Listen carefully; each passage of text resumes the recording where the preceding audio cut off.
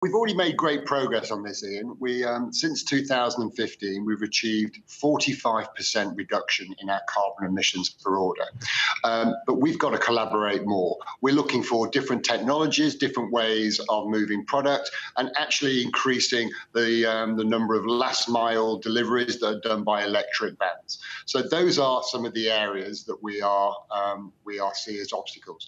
But actually, Ian, it's time to do things differently. It's time to be bold. These are ambitious goals because we think it's important. We know our customers want us to do it. Our research shows a little over 25% of our customers in the Gen Z category particularly are looking for brands to make these changes.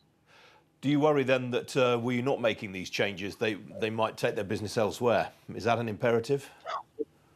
So we think it's an imperative. Let's refer to it as future-proofing our future demand. We believe customers will increasingly choose brands that share their values, share their ethics, and values and ethics are important to them. Now, you also want all of your own brand materials and packaging to be 100% made of recycled material by 2030. Are you going to have to compromise on quality or cost in order to do that? Well, I'm also happy to say we're making great progress on this too, Ian. So 85% of ASOS design, which we verified pre-pandemic, is already made from sustainable cotton. One of the things we want to improve, and is in our goals this morning, is increasing the use of sustainable and recycled fibres. Within packaging, we're around 90% of our plastic outer bags are already recycled material and 100% recyclable. And of course, all our cardboard is recycled and recyclable. But we're looking at making even further steps forward to actually improve and reduce the plastic waste. But will customers have to pay a little more for some of these developments? So there'll be some marginal cost increases over the next 9 years of our goals, but actually with collaboration and new technologies, we think we'll offset those, but also we're expecting greater demand from our existing customers and new customers too, Ian. Now, you're not only targeting changes on the environmental front today, you're also promising to make 50% of the management teams, the senior management teams, female and 15% ethnic minority representation by 2023. Have you got people in the business to do that, or are you going to have to go outside to do that? So ASOS, we're lucky at ASOS. One, because we already have a diverse working environment, and at the moment we have around 42% of our leadership positions are female, around 19% from ethnic minority. Our job here is to actually make sure that that talent can flow through to the very top of the organisation. We know representation is really important to our customers, and we know it's really important to our people. So we're committed to make that change, and we need to do more here. The why behind that, Ian, is we get better products, better solutions, better experiences for our customers. And will management bonuses be contingent on hitting these targets?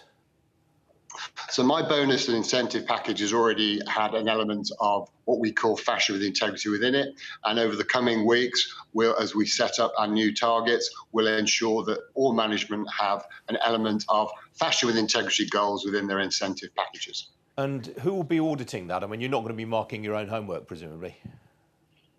So one of our goals is on transparency, and transparency is, we would like to see that as radical transparency.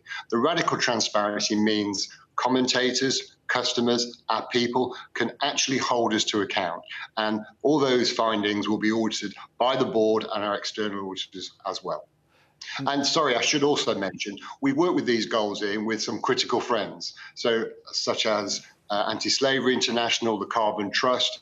So we've got a lot of critical friends making sure we're standing behind our commitments. Is all this an acknowledgement that fast fashion might not have been as ethical in the past as it could have been? Well, we think it's time to make bolder change, Ian. So the way things were produced in the past is not good enough, and we're committed to making better change. We need to work cross-industry. We need to work with our partners, our suppliers, to make these changes that actually the organisation wants us to do, our shareholders want us to do, and our customers, as I said earlier, also want us to do. As you say, you've got critical friends who are advising you on this. Are you benchmarking yourself at the same time against any of your competitors? I don't see this as a competitive set, actually. actually, Ian. I actually welcome the fact that more and more people are aware of their impact on the planet and actually are working together and more working together to actually drive the changes that all of us need to happen. And that while we've got you, I know there's a lot of talk at the moment about supply chain bottlenecks. How are you trading your way through that situation? Have you had any major setbacks? So we highlighted this several months ago, and we're pleased to have great warehouses around the world that are seen as employers of choice. We're working very hard to ensure that we get the right people to deliver the right product for our customers at the moments that they need them. So it's definitely an issue, Ian, but we're working hard on it. Our agile model and the fact that we have around 85,000 different products also means we have plenty of options for customers.